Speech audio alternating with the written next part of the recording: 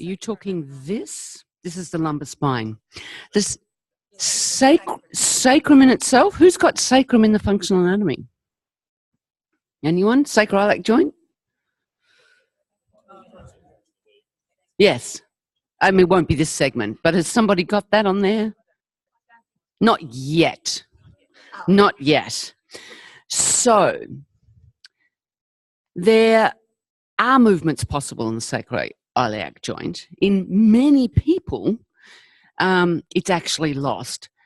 The lesson we've just done isn't so much focusing on the movement in those joints, but more in the lumbar vertebra and the lumbar spine. So maybe we'll have a look at you. Do you mind us looking at you? It's going a little sidetracked, but it's a good thing to do. I don't think I can do it with a skeleton. That's why. It's a bit too complicated. We'd need the marionette. So if you can be on your hands and knees with your head facing that way, your pelvis facing me. Yep, on your hands and knees. Okay. So now can you slide one knee forwards towards whichever knee you like through the gap of the other hand and knee? Great. Okay. So just stay there. What can you see now here in terms of the shape of Loretta's spine? So for her spine to make that shape, her hip and her shoulder have come closer together. So that's what we call side bending movement. So it's happening in the plane of the wall, and I do that. But sorry, like a C curve? Yes, it's a C curve. And there's a little bit of rotation. So what's contributing to her ability to make that C curve is the movement through all the joints of the length of her spine. But each one of us will have preferences where we move more or less because of our tendencies. So you can often see that through the shape of the curve. Maybe, can you see that there's a little line there?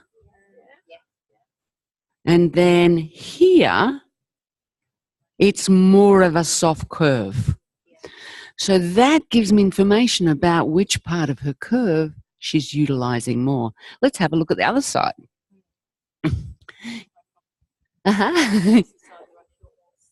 This side? Okay, well, let's have a look. So she showed us her easy side, which is what you'd hope from an intelligent person. Yes, that's great. So now can you slide your left knee forwards and between your other side? So here, her pelvis goes more forwards, for one. And there is less of a change in the relationship between the pelvis and her lower ribs. Can you see that? So if we could take a before and after shot from the other side, that's when you're learning to keep a visual memory of what you saw so that you can refer to it. But her lumbar spine here, that's the line of her spine. The line of her spine. That's straighter. Yes, yes. Can we go to the other side again? Yes. There's more rotation here. And her neck doesn't, is your neck less comfortable here? How do you? Yes, so that's when I see you all with your head here, rather than where they could be, that's how I see it. Because I have that experience of knowing that that is more or less work, or that indicates the possibility of something somewhere else. Can you go back to the other side for us, please? Okay, now we have to go around here. Scuttle, scuttle. So there's definitely more of a curve if I trace her spine. And is there more or less of a shortening between the... So here they come closer together.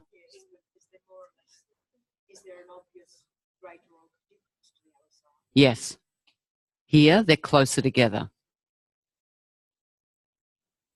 compared to the other side. So here, her left shoulder and her left hip come closer together. Compared to the other side now, but what about... Yes. Yeah, I'm saying compared to the other side. I am saying that's what I'm saying. But we can get our other sides and other sides confused. I'm sorry, I'm smiling at the... Yes, direction. Could you go in the other direction for us, please? Can you do it in this area? Okay, can you look over there? So Helen, yeah. Thank you. Sorry, I wasn't paying attention. I want you to go that way, yes. Now, Loretta's going to be changing. Every time she does it, we're pointing out things. Her attention is on herself, so she's going to be changing. Okay? Yes.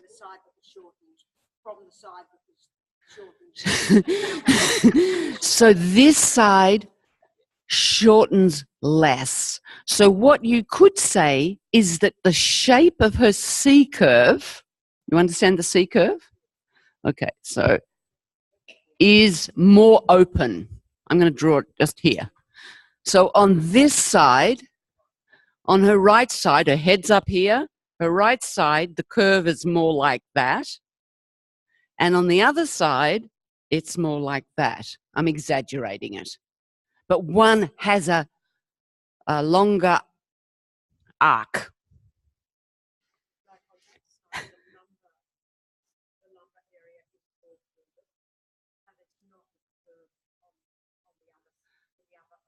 So can you see it? No. No. This way is shorter. Yeah, her lumbar spine is straighter. No, this is the second position. Yes. Yes. Which means there's a greater distance between her pelvis and her ribs.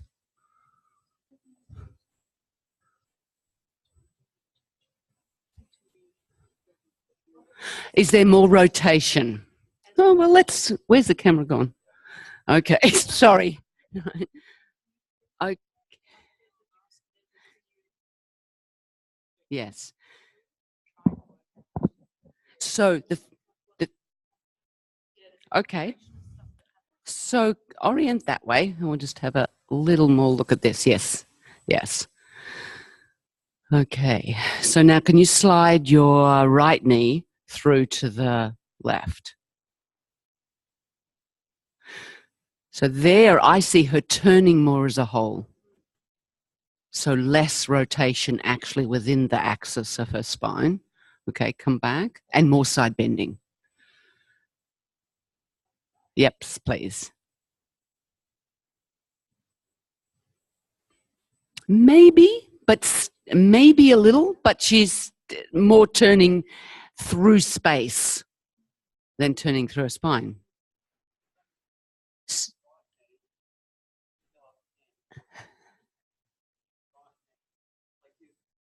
So her knees go in different directions, okay. Yeah. So pay attention to where you put your hands, because that will make a difference.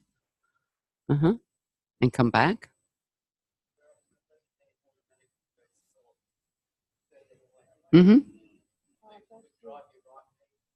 Through.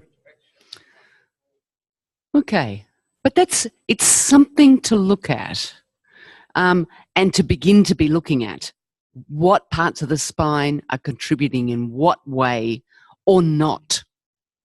So when we've talked before, mentioned before, and that when in an ideal action, thank you, Loretta, I'm going to bring a skeleton. In an ideal action, a skeleton will move when an action is initiated in one area. If there's no interference, the skeleton will move in a way that the motion is passed through the entire skeleton. So do you remember you did something like this with Zoran? And so he's got a stiff neck, so his head is lifting rather than hanging, but it's this sort of idea. And when you're exploring an ATM, you can all sit down, looking up at you like that. When we're exploring how we're using ourselves in awareness through movement lessons, we're looking at one idea that we're looking at is how the movement travels through the skeleton. Is the whole of ourself involved? And are joints contributing in a way in which they can? So in this particular lesson that you've just been looking at, you've been able to identify that there's a preference one side to the other, and that there's different patterns of movement that can be utilized. Both can be, but it will be used differently. They'll create a different shape or a different pattern or a different sense of ease. Now, when movement travels through the skeleton, what makes it stop? What inhibits it? What inhibits? Because very rare to find an individual where that will actually happen, except in a child. So what stops it? So when you were doing this movement and you just moved your head, what limited the movement just to your head? So I think I caught most of those. Muscles, parasitic activity, yes. Was there another one? Joint stiffness, yes. Bony blocks, if there are. So if somebody's had a fracture or has got a fused joint, that will definitely make it. The way the skeleton's organised, well, that will be parasitic activity if there's no structural damage. Yes. But we could still put that under, the configuration. Yes. Yep, that will make a difference too. But that will make a difference. So any muscular activity that isn't a part of the intended act is parasitic. It's holding. And when muscles hold, it means the force can't pass through the skeleton. It's stopped where that activity is, and it goes into the joints, creates heat and tissue damage rather than being transmitted through. So what we look at is what the questions that I've been asking you. Where is the movement happening? These are questions that can help direct your attention to the whole of yourself and to where you may be engaging something that isn't necessary. So when you do a movement of your foot, what else is happening? So it may be that the movement is going through you in that way, but that's fine. But if it's just a movement of the leg, then there's got to be work going on somewhere else. Okay, so that was a slight sidetrack too.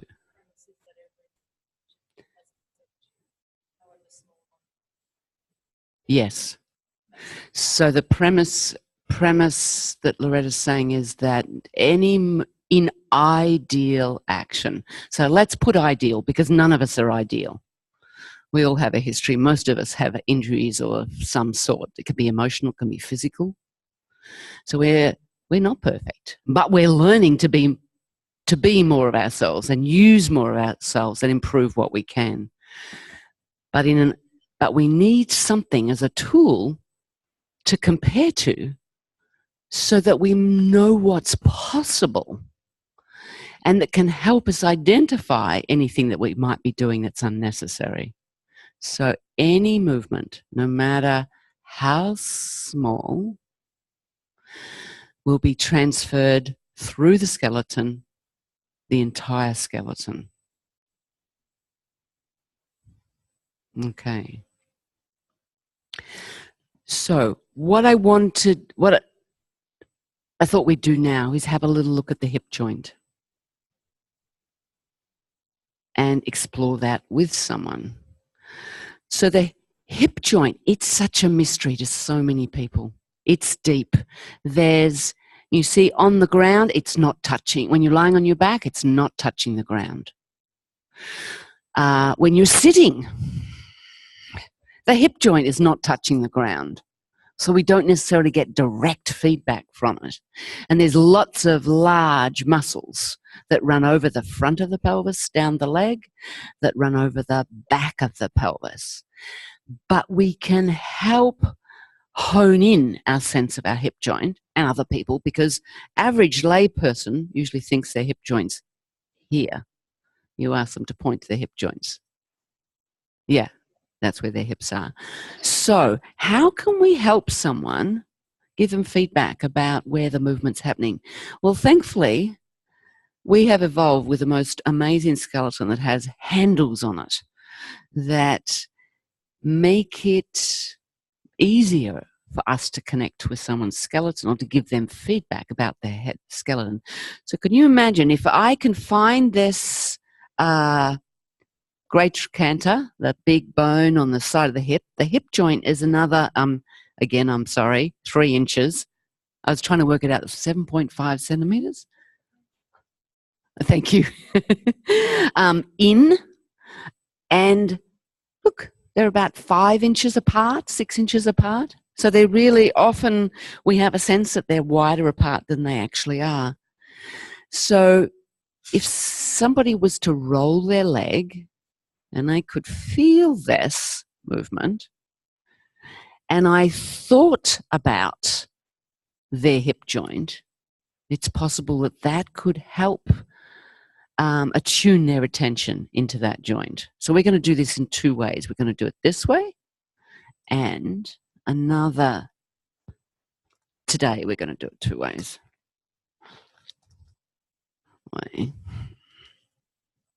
He's a pirate. I like it. So the same movement on the back of with rolling the leg in and out. Can you see if the knee is more or less in line, the bones of the lower leg and the upper leg, that the rotation passes through the knee into the hip joint. Now, reason why many people strain their knees is because it doesn't pass through.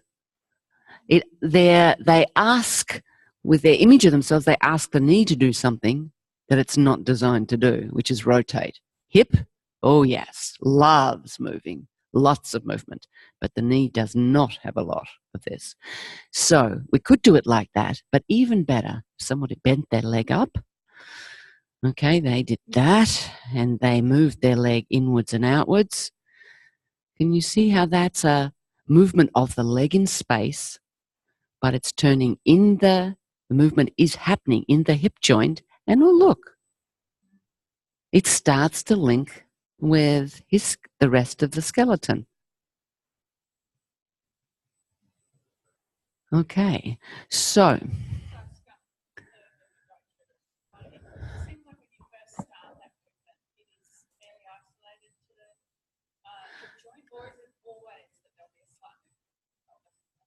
no, I'm doing the smallest movement to see if I can feel any movement just in the hip joint, in a differentiated way.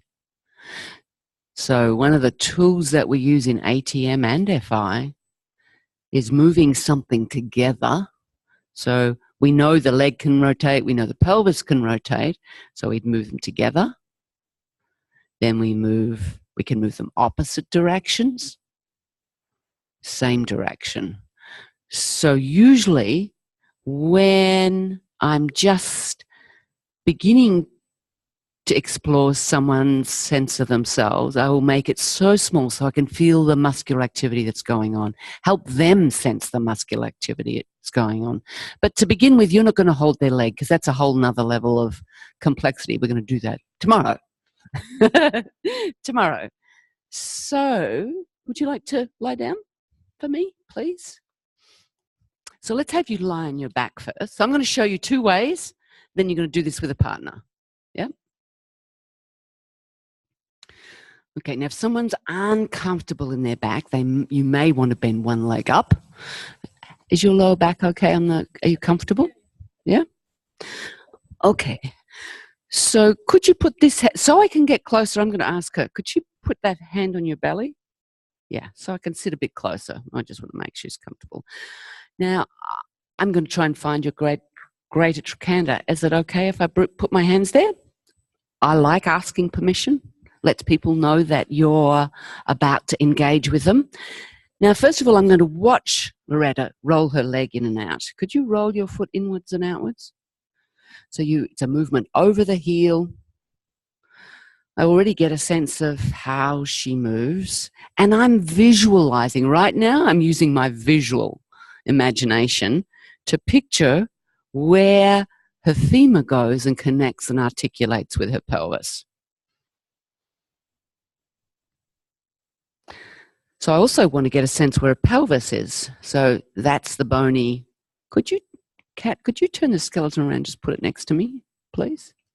So we have it the other way. Yes. So I'm I'm putting my hands, just lightly making contact. Can have this idea of a second skin. So I can feel something moving under my hands, but I know it's not her leg, because her hip joint isn't up there where my left hand is. So it's probably the movement I'm feeling is the muscular engagement. It's the contraction of what she's using to turn the leg. So now I can visualize where her pubic bone might be. I know where this bone at the front, the ASIS is the nickname we have it for it. Okay, it's just the name for bone at the front. So I'm going to slide my hands in here. And could you rotate your leg again? Turn your leg inwards and outwards. Okay, now when she does that, I don't feel a thing yet. Okay, so it's not something, especially in these big muscles around the leg, that necessarily comes immediately. So I'm going to change my hands. I'm going to slide my hands in like that and see what happens. Okay, she comes away from my hands, so I know there's turning. So I'm going to try lifting my hands. Ooh, and come back. So now I felt something that lifted away from my hands that felt bony. But it took a little minute. It didn't happen immediately. So I'm just listening, and then I could change my hands. Uh-huh. So maybe now it's like it's emerging. So now I can change my hands. And in a way, to begin with, it's detective work. Where is your greater trochanter? I don't feel it. So, oh, there it is. It just came back to me. So I'm lifting my hands a little bit now.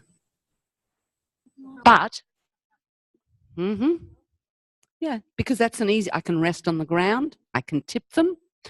So they're like little cups and I can rock. But I'm going to go to the other side and try it, because there's no right way of doing this. So what you don't want to do is, where's your greater trochanter? There. So you cannot actually touch the front of the hip joint, but you can get this, which is very close, and by following the movement, once you found it, can give them a sense of their hip joint. So now our hands have a beautiful capacity to curve, so I'm going to come over this way. I'm going to just make contact, ask her to roll her leg. Now, I can sense my hand is not quite in the right place, but I can feel the movement in the palm of my hand more towards my little finger. So I'm going to shift my hand a little bit.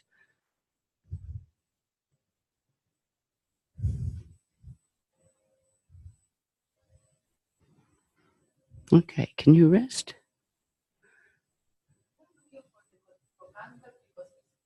That's, yes.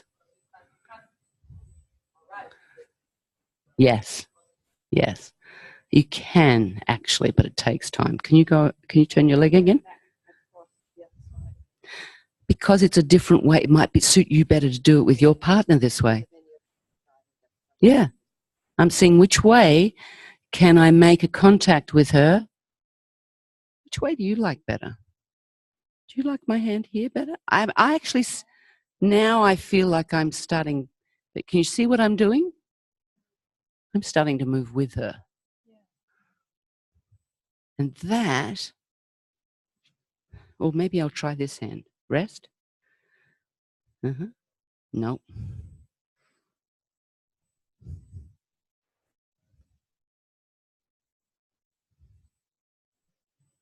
Okay, and rest.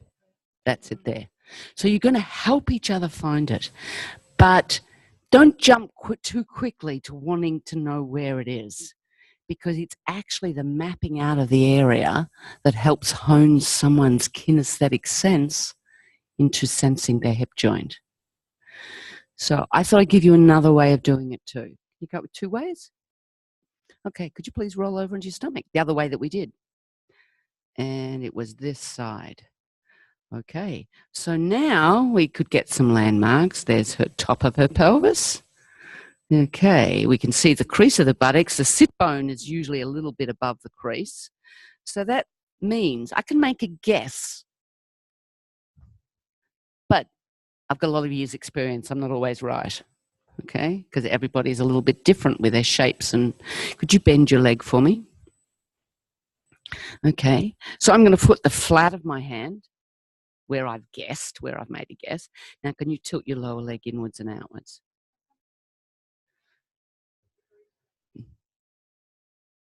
How much pressure am I using, Loretta? No, I'm not using a butterfly touch. I'm letting her movement happen. So if I put too much pressure, I'm going to stop her moving. She's going to feel contained or pushed to the floor. So I want to find the amount of pressure where I can sink through her muscles. There it is. So it's, and I can feel the movement of her bone. So last segment, you were feeling what textures and things, qualities you could feel with your hand. Well, here it's like something coming out of the bubbles in a sink. And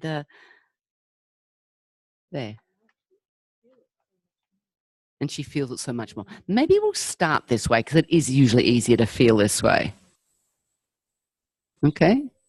I could put my hand like that.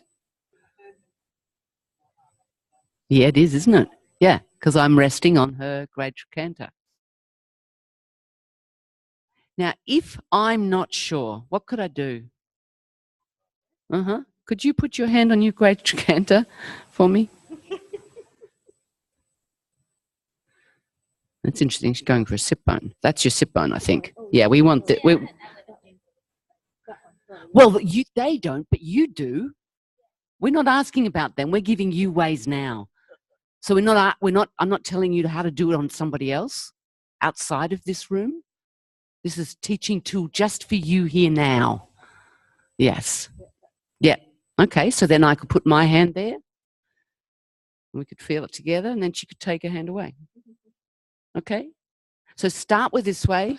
Try lying on your back. You're going to have 10 minutes each, all right, to play with that. Any questions? Thank you. A lot of muscle to get through there. That's all right. It's easy. We do. Do you run?